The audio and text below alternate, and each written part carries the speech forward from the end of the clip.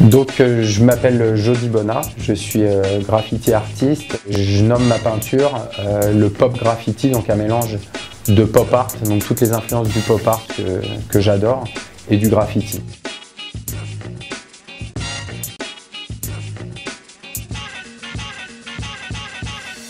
J'ai commencé le graffiti tout jeune, donc j'avais à peu près 13-14 ans, donc j'ai commencé à taguer.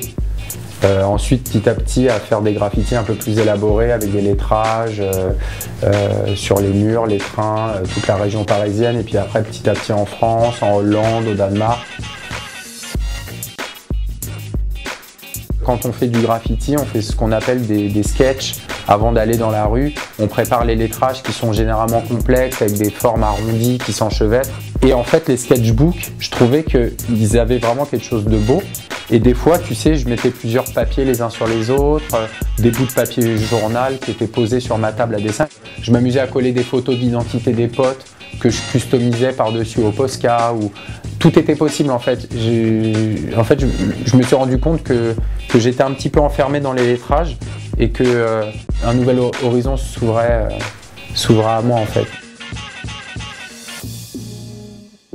Je me suis mis à le refaire sur mur en grand et à travailler un peu cet effet un petit peu comme on peut voir ici, comme s'il y avait eu un vécu, c'est-à-dire un graffiti après un autre, après quelqu'un qui sera venu coller une affiche, une deuxième et puis voilà.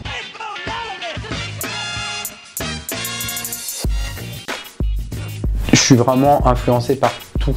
Il n'y a pas quelque chose qui va m'influencer plus qu'une autre.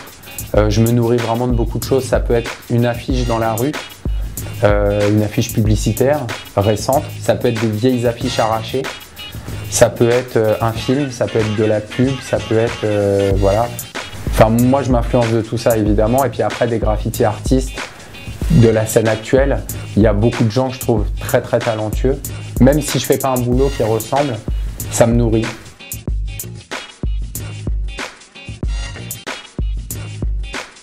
J'ai eu de la chance de faire des gros projets assez prestigieux, notamment Le Galet, qui est un magnifique projet. Mais celui dont je suis le plus fier, c'est d'avoir accepté de travailler dans une école pour handicapés. C'était un projet complètement bénévole. Et là, l'émotion, elle a été tellement forte que j'ai encore des répercussions aujourd'hui, d'avoir des gens qui ne peuvent même pas bouger la main et qui m'ont fait des choses assez extraordinaires, même plus fortes que certaines personnes qui sont dans des ateliers, des personnes complètement valides et qui mettent moins d'énergie et moins d'intensité dans un travail. Ça, c'était un projet vraiment bouleversant.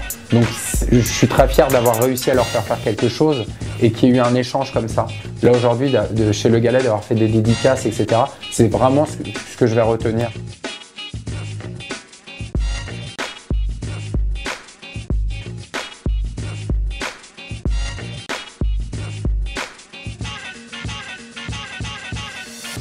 Voilà, aujourd'hui on a rigolé, c'était top et voilà, je suis fier de ça.